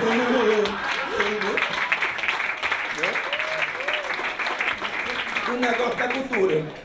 Né? Ou seja, aí é parceria, não é não? Aí o negócio dessa é parceria, porque eles nos deram um dinheiro para a gente gerar movimento. E nós geramos movimento. Tá entendendo? Se ficou na cidade 25 e pouco, só de negócios gerados, de compra de alimentação no restaurante, de venda nas lojas, gerou isso aí. Isso é feito dessa forma, porque a gente é colocado esses medidores em cada local que a gente vai fazer o nosso Ibope. Né? Daí, bula de circulação de renda nas empresas, aí já é a bula. Aqui é o seguinte, isso aqui é que é legal. Oferta de conteúdo. A gente mede circulação de dinheiro, é fácil, agora é conteúdo. Cultura é igual vitamina. Você bebe e você sente o resultado. Agora você tem que medir isso. Então, o que é que nós fizemos? Por exemplo, eu vou dar um exemplo. Aqui está, ó. Empreendedor, o que foi que a população tomou quando comeu de vitamina, quando comeu essa pizza? Olha só, estudo africano, artesanato, turismo, esporte, literatura infantil, literatura, cinema, HQ, rádio, dança, história. E está aqui, ó, 14% de... Aí vem dizendo tudinho aqui. Né? Por quê? Por exemplo, Vitor Ramil foi fazer um show lá. Nós classificamos, ele falar sobre a estética do frio. Nós classificamos música e geografia. Então, naquela hora nós injetamos na comunidade um conteúdo consciente do que a gente queria. E a gente pode avaliar depois o resultado na comunidade sobre a absorção de informação cultural. Está entendendo? Então, é muito importante a gente, quando for fazer evento, a gente já fazer uma preleção antes. Quais são as carências de vitamina cultural que aquela população está precisando. Né? Então é muito importante isso aí, sabe? Para a gente ter um dinheiro aplicado conscientemente nos resultados que a gente precisa. E a gente ter essa comunidade formada a partir dessa aplicação do dinheiro da cultura. Pronto. Então vamos lá. Então, aqui foi só o que as crianças aprenderam nesse período, porque eles é quem faz a iluminação, toda a parte de fotografia do evento é feita cobertura por eles. Então, é isso que eu tenho para dizer para vocês, né, na minha fala, é que o seguinte, a gente tem um povo bom, a gente tem um território bonito, agora a gente precisa saber aplicar dinheiro da cultura para que a gente tenha um retorno, porque cultura passou a ser mais uma coisa, categoria de marketing, do que até mesmo de formação do povo. Muito obrigado. A cidade surge também em virtude de um desenho geológico, né, em volta principalmente dos rios, né, é daí que surgem as cidades, os rios são fundamentais na mobilidade, né, e é esse desenho geológico que traz, e de alguma forma ele também traduz principalmente a sua primeira letra, que fala de talento, fala de vocação, fala de capacidade de transformar uma tecnologia existente em algo absolutamente potente para nós. Mas a gente pode ir, mais uns 15, 20 minutos, tudo bem, gente? Se houver perguntas de vocês, como nós somos da cultura, da arte e também da educação, eu vou deixar o microfone livre aqui, claro, pedindo para que a gente possa ser sintético, mas sabendo que a palavra é uma força nossa, né? Então, vou deixar o microfone livre aí para perguntar ali atrás. Ó. Só queria que quem fosse falar dissesse, além do nome, de onde vem, origem. Tem que Levanta. Boa tarde, gente. Meu nome é Carla Lopes e estou muito impactada com essa palestra, porque vou falar rápido aqui. Eu acho que é bem importante. Você é de Minas? sou nascida em Minas, mas sou do Espírito Santo. Eu aprendi a cultura a viver através de uma adversidade. Eu perdi uma irmã com câncer de mama, tive outra irmã com câncer de mama em 2012, meu marido é transplantado de fígado desde 2009 e eu vivi em hospital. Sou idealizador do Estatuto do Doente Crônico, para criar leis. E nesses 2 anos que eu fiquei direto no hospital, eu criei uma obra cultural, que é a Turminha de Vila Esperança, que eles vão entrar na terra e cantar em busca da medula óssea, e vai o teatro nas escolas para poder falar sobre a importância da doação de sangue, órgãos e medula. Os meus projetos foram aprovados na Lei Rouanet esse ano, né? E todas as falas aí me impactaram muito, foi muito bom. Do Eduardo Saron, quando ele fala que a cultura tem muito mais impacto na mudança de paradigma do que a educação. É verdade, porque o meu projeto, que é cultural, ele vai aliar a cultura com o projeto pedagógico nas escolas. A cultura, eu tenho certeza que vai se mudar a mente da criança desde a mais tenra idade até se levar para o pai aquela mensagem de doação de sangue, órgãos e medula.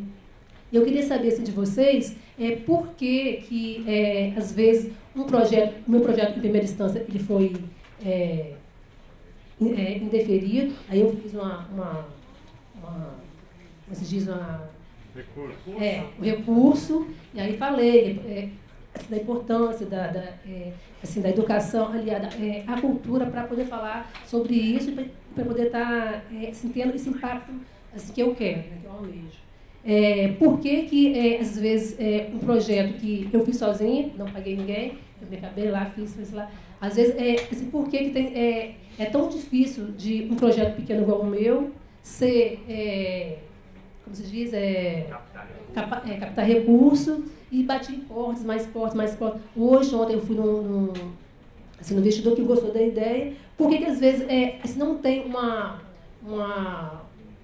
ferramenta para essas pequenas empresas, esses pequenos empreendedores, esses pequenos idealizadores, ter essas coisas, esses projetos ser colocados em prática para esse pro bem social? Maravilha. Seu nome é? Carla Lopes. Carla Lopes. Vamos fazer umas 3 ou 4 e aí depois a gente passa para a mesa aqui. Suelen. Carla, a Suelen é captadora de recursos, entre outras coisas, então já conversa com ela. Se você quiser responder, não tem problema também, nós estamos entre... Gente, eu tenho uma pergunta para o Lemberg. Na verdade, os nossos outros colegas já tinham ouvido outras vezes. Foi muito legal isso que o Saron falou, né? A gente, como se ele tivesse trazido para a prática, né? E demonstrado um caso prático que vocês estavam falando, foi muito bacana. E a Lemberg me chamou a atenção uma coisa, né? Chamou a atenção de todo mundo, o custo com que ele faz tudo isso, né? Óbvio. E trabalhando muito com entidades sociais já há alguns anos, eu percebo que sempre o nosso maior custo é recursos humanos. Né? Tem um custo muito alto de recursos humanos. E você tem essa genial ideia de que as crianças estão ali e, obviamente, elas não têm os salários dos nossos diretores em instituições culturais, etc. e tal. Mas o que me chamou a atenção? É óbvio que por trás dos seus diretores de 6, 8, 11 anos existem adultos trabalhando nisso, né? E eu queria saber se existe um trabalho voluntariado, de voluntários, e até partindo do princípio de que a gente tem no Brasil, estudos recentes mostram que menos de 30% dos brasileiros se voluntariam, né? Dedicam tempo a voluntariado. Se eu não me engano, 27%, 26%. E na cultura, isso, a gente não tem essa medição, mas é muito mais baixo. Então, quem se voluntaria no Hospital do Câncer, vai cuidar com criança, pai, mas na cultura é muito difícil. No poder público nem se fala, o poder público jamais trabalha com voluntários. E eu queria saber se tem voluntários, se tem funcionado voluntariado na cultura e se isso é um grande impacto econômico e o que você pode trazer para a gente sobre isso. Muito bem. Lá atrás...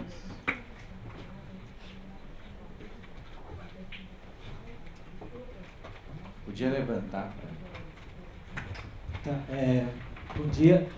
Para o Lemberg, meu nome é João Cuxa. Queria saber um pouco mais sobre a relação do projeto cultural com a escola, como é que foi a relação dos professores com a diretoria, com a escola, como é que você desenvolveu isso? Então vamos deixar. E a Elsa quer também? Ah, não, aqui é só para quem... Ah, não. Tá. Não, Você não quer tem perguntar? lugar errado? Não, não, não. Estou de ouvinte, adorei. Então tá bom. Não me esqueça, eu tenho mania de esquecer, entrar no outro assunto do campeonato carioca. Então é o seguinte, olha, é o seguinte, todos os diretores que são adultos lá hoje foram crianças da fundação. Hoje um jovem na fundação, ele cresce lá dentro da fundação, a fundação já tem um capital de giro para o ano que vem. Então hoje a Casa Grande ela custa, hoje nós temos 60 mil por ano. 60 mil por ano. Era 4 mil por mês, 48 mil por ano. Então nós formamos um capital, definimos primeiramente quanto era o custo de cada coisa, tanto de papel, tanto disso, de energia, tudo isso, entendendo? Com uma folgazinha, para justamente captar essa parte inflacionária e para poder funcionar. E hoje ela é mantida com esse custo. O nosso jovem hoje, um jovem que, vamos dizer assim, eu vou dizer que no interior o povo se casa, né? Ainda é o povo assim, que se casa, pega uma mulher, bota dentro de uma casa e vai viver a vida. Então é o seguinte, então hoje um jovem nosso que se casa, ele custa R$ 1.500 por mês. Então ele já tem R$ 3.000, que já é 2 meses na frente o custo dele. Entendendo? Isso aí. Então, a casa hoje já tem um capital de R$ 50 mil já para o ano que vem. Por que eu estou dizendo isso? Eu estou dizendo que você me perguntou essa coisa toda. Porque é o seguinte, porque dentro da própria casa, essa é a escola. E é por isso que os meninos ficam, porque não tem idade de sair nem idade de entrar. Né? Então, nós não temos, assim, uma coisa que, tipo assim, não é dentro dessa fala sua. Porque é lógico que tem adultos. Tem adultos. Mas são adultos que foram crianças dentro da fundação. Está entendendo?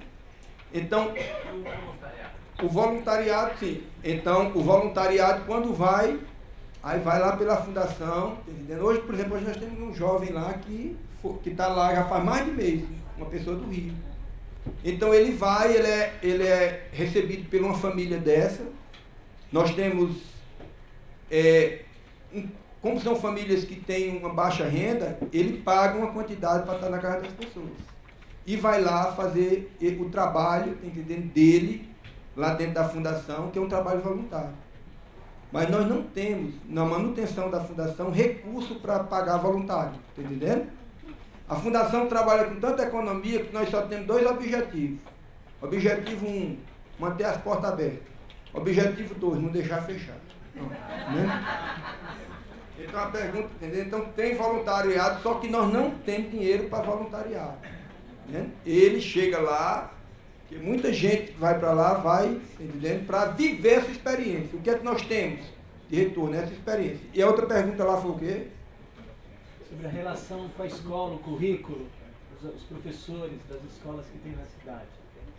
Se eles vão para lá? Não, como é que funciona a relação de vocês? Você falou pouco, mas queria ouvir um pouco Sim, mais. Pronto.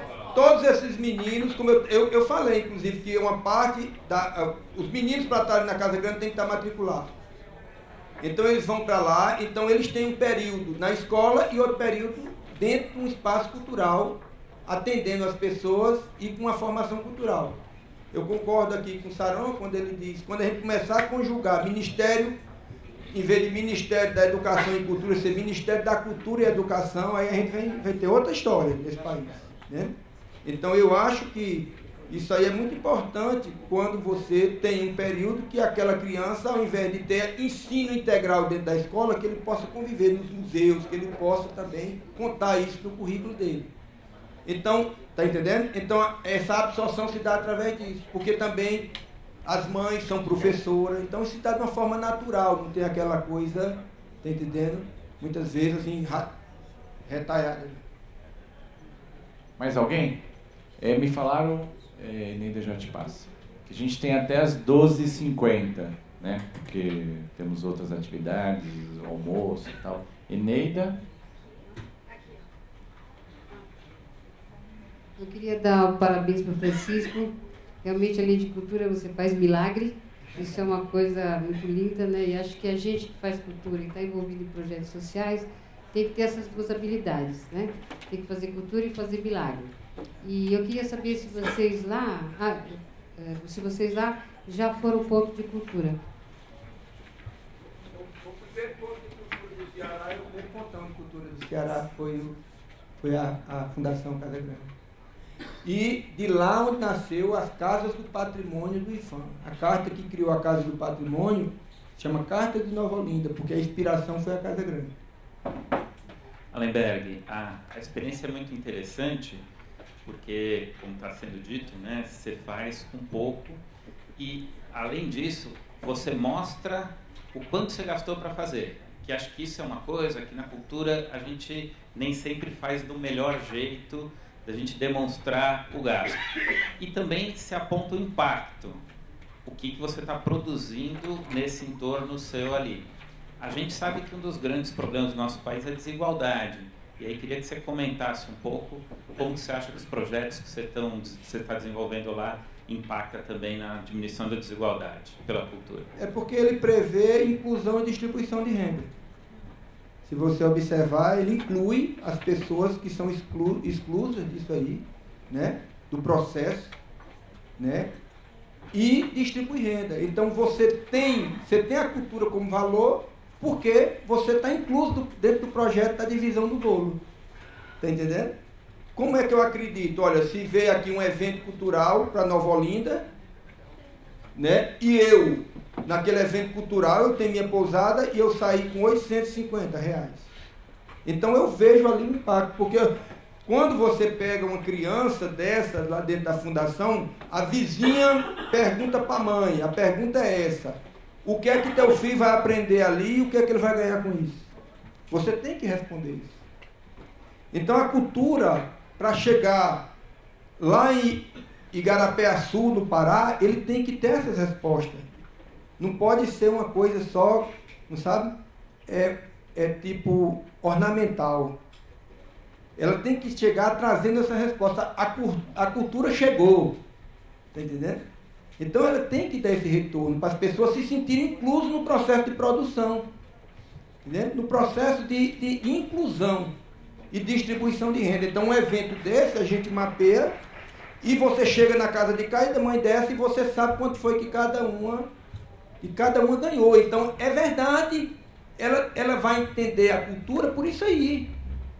Cara, isso é legal na minha cidade. Cultura é legal na minha cidade. Por quê? Porque com a cultura eu pude fazer isso.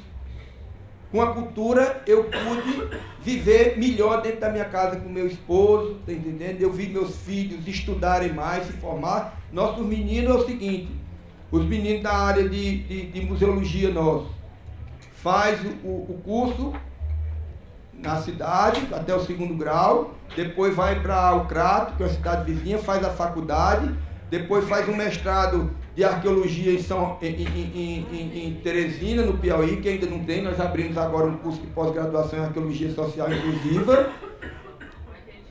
E o doutoramento dele é em Coimbra, em parceria com a Universidade de Coimbra. Então aí a mãe vê profundidade, porque você tem que dar profundidade. Você não pode chegar com cultura. Uma vez uma pessoa chegou lá e disse: é porque nós viemos aqui lá do Pirambu e nós estamos querendo tirar os meninos da droga, e o que é que vocês vão fazer? Nós vamos ensinar capoeira, vamos ensinar isso, vamos ensinar aquilo. Eu digo: vamos botar noutra droga. A mulher tomou muito impacto. Eu disse: por quê? Eu disse: porque é o seguinte, porque você vai botar uma cruz maior nas costas daquele que já não está aguentando carregar nem a dele. Se você não der sustentabilidade, é cruz nas costas. Se você não fizer com que aquela pessoa ela faça teatro, mas que ela possa se manter do que faz, é uma cruz nas costas. O caso do Museu Naif do Rio, que fechou, e de tanta coisa que está fechando. De uma pessoa que tem uma boa intenção igual a minha e Rosiane, que monta um projeto, mas a parte de financiamento, essa parte de sustentabilidade, não há inclusão do entorno, não há distribuição de renda, está entendendo? Você tem que fazer com que o povo no entorno diga: nós não queremos que feche, porque se fechar, vai ser ruim para nós tudinho. Entendeu? porque impacta no bolso deles. Então tem que ter esse retorno, não tem como correr. Você não vai fazer um curso na faculdade que você vai pedir esmola lá no farol. Bom, antes de pedir para Cláudio, Cainha e o nosso querido Hollenberg encerrar, eu queria dizer que estou muito feliz, de fato, foi uma mesa muito, muito enriquecedora, inspiradora. Acho que a gente conseguiu permear da academia as questões das políticas públicas ao mundo prático do que é o valor da cultura. Eu, particularmente, estou cada vez mais convencido que pode haver cultura sem democracia, mas não pode haver democracia sem cultura. Este, para mim, é o grande valor da cultura. Esse ano a gente comemora 70 anos dos direitos humanos, da Declaração Universal dos Direitos Humanos, e o primeiro momento que deixa com evidência e formalizado a questão dos direitos culturais é nesta declaração. Ela traz 2 pontos que foi muito, muito, muito dialogado por todos nós, sejam nas perguntas ou por os nossos palestrantes. O primeiro ponto é a necessidade de nós valorizarmos o indivíduo e o indivíduo, a partir disso, construir a sua personalidade. E ele, ao construir a sua personalidade, constituir a sua dignidade, ele reconhece o entorno e transforma o entorno. Isso que está dito, de alguma forma, na Declaração dos Direitos Humanos, por meio dos direitos culturais.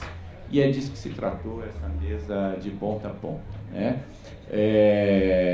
Nós somos o poder transformador do país, nós, a arte e a cultura.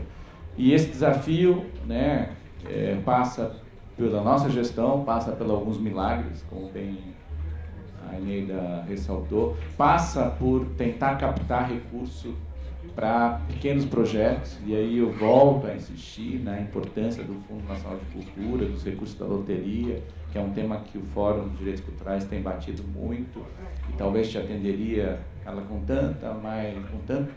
tanta maestria, né, esses recursos do FNC para pequenos projetos. Infelizmente, nos últimos 15 anos, tão dominado pelas commodities, nós nos vimos diante, eu gosto das siglas também, do CEP, da localização analógica, o C da catraca, o E da espetacularização e o P dos prédios, né? É isso que nos dominou. Acontece quando as commodities derreteram, aliás, fazendo um contraponto ao mundo digital, a catraca ficou mais difícil de ser girada e a gente ficou ainda refém dela. A espetacularização ficou ainda mais complexa, né? Quanto dinheiro não vai para a arte, vai para os fogos e artifícios, e os prédios se viram com problemas para poder honrar o seu dia a dia, sem contar nos prédios anteriores já existentes, as bibliotecas nacionais, os museus nacionais de belas artes, né?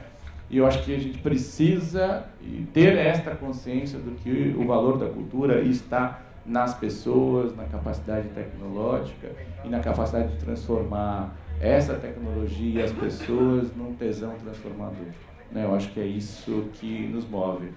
Feliz aqui, passo a palavra para Cláudio, Cainha e Hollenberg terminar. Não sei se o André, depois disso, quer fazer um fechamento final. Agradecendo já ao GIF por essa oportunidade, dizer que a gente vai ter encontro do GT de Cultura, vai ficar para um outro momento, né? Se alguém quiser depois participar do GT de Cultura, procurar o povo do GIF, ou mesmo o André, que é o nosso líder aí nesse GT, porque certamente alguns dos debates, algumas das conversas que nós tivemos aqui, nós vamos estender no GT de Cultura, né? Naturalmente daqueles que são filiados ao GIF, mas sempre que oportuno a gente abre conversas para além dos filiados ao GIF, até porque se há uma coisa que é preciso fazer na cultura é transbordar os nossos desejos para outros que desejam como a gente. Muito obrigado a todos. Passo aqui para o Claudinho aqui fechar, depois Cainha e Hollenberg.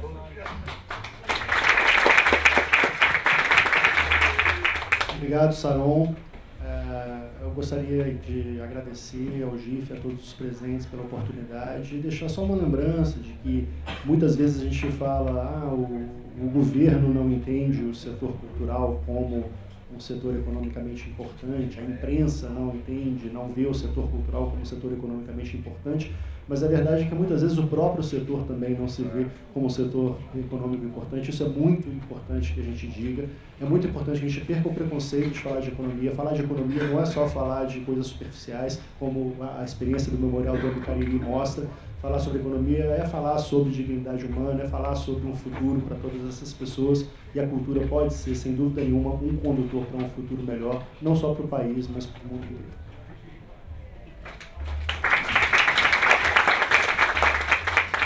Eu queria pegar essa carona que veio desta avalanche de dignidade, de sustentabilidade, resiliência, transformação, autoestima. E só para fazer um convite para vocês, porque ouvindo isso tudo, eu falei...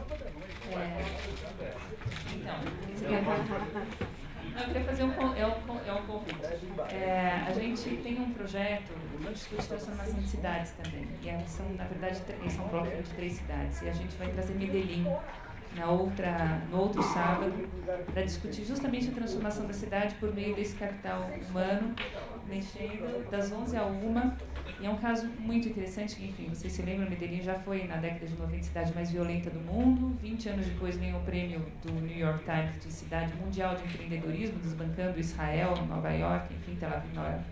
E agora eles estão se preparando para, nos próximos poucos anos, tornar a capital latino-americana de inteligência. Eu acho que são projetos de transformação humana e urbana, porque é a mesma coisa, que nos inspiram muito, né, nas diferentes escalas. Eu adoraria que a gente conseguisse continuar esse debate lá. Sábado, dia 14, das 11 à 1, lá no Farol, o Antigo Banespa. Nossa. No Farol sem nome. No Farol Santander. Eu vou lá. Tá bem bacana a programação, dia 14. Livre mercado. Dia 7, agora a gente tem um debate sobre gastronomia, também vai trazer uma startup de forma daqui, vai ser bem bacana, mas são projetos que vão se intercalando. Desculpem, eu tinha prometido o link para o livro, está no site da Garimpo, que é garimpodesoluções.com.br, inclusive o nosso livro sobre economia criativa, tem uma par de livros lá para baixar. Bom, obrigada. Só agradecer o convite e convidar vocês também para ir lá, para conhecer, para passar um dia com a gente, viu? É só isso. Dá um dinheirinho lá, né? A diária custa R$100, incluso café da manhã, almoço, janta, dormida. E se tiver um sítio na cidade, ainda tem direito de botar a cabeça dentro da boca do leão, viu?